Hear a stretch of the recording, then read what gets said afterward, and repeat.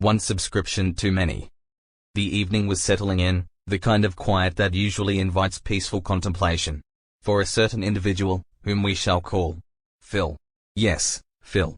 Tonight, Phil's mind was anything but peaceful. It was a battlefield of agonizing choices, specifically concerning his monthly budget and the digital services draining it. Phil was, you see, a man of modern habits. He had acquired a collection of online subscriptions over time. A streaming service for movies, another for obscure documentaries, a music platform for every genre imaginable, a fitness app he barely used, a productivity tool that mostly organized his guilt, and a news aggregator that only ever seemed to confirm his worst fears. Each month, the bills would arrive. Small individually, like tiny vampire bats, but collectively, they formed a formidable, blood-sucking legion. Phil had finally looked at the total. It was more than he could comfortably afford.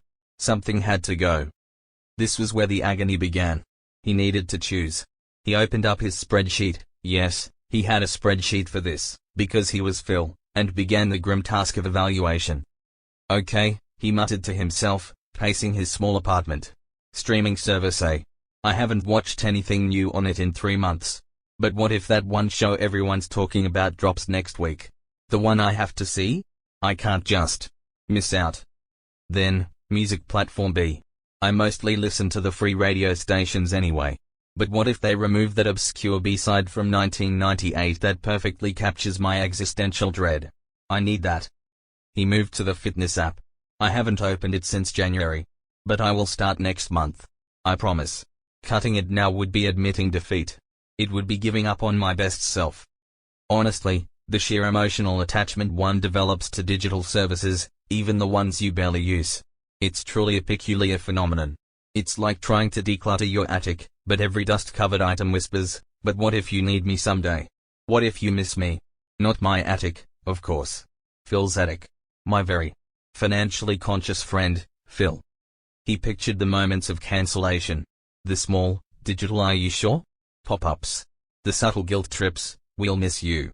Don't leave without trying our new feature." It felt less like cancelling a service and more like breaking up with a clingy, emotionally manipulative ex-partner. He sat back down at his computer, defeated. He stared at the list. Every line item represented a potential loss, a missed show, a forgotten song, an unachieved fitness goal, a piece of news he might not be the first to know. The burden of choice was crushing.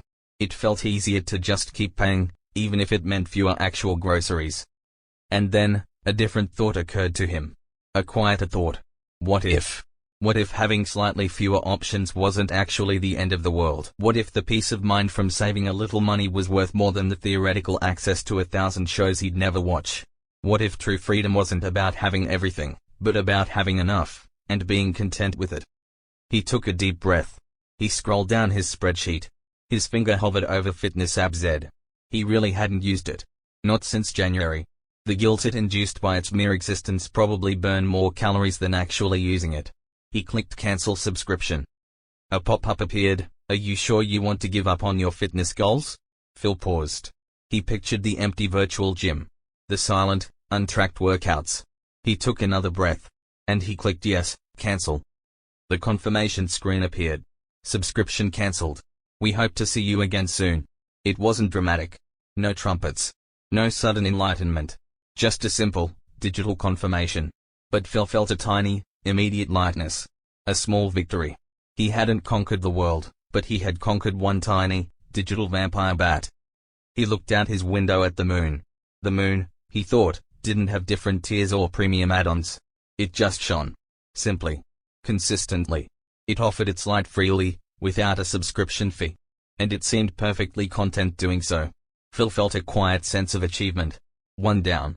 Maybe 2 next month. And as Phil, my very budget-conscious friend, drifted off to sleep that night, the agonizing spreadsheet faded from his mind. He didn't dream of missed shows or discontinued obscure B-sides. He dreamed of quiet savings, and simple choices, and the blissful feeling of having taken a small, concrete step towards financial peace. So, if you ever find yourself caught in the overwhelming dilemma of too many choices, especially when your wallet is involved, remember Phil. Remember that sometimes, the greatest abundance, and certainly the best path to sleep, is found not in endless options, but but in the quiet confidence of knowing what truly brings you peace. And sometimes, that peace begins with a single, decisive click. Sleep now. And may your dreams be refreshingly free of monthly billing cycles.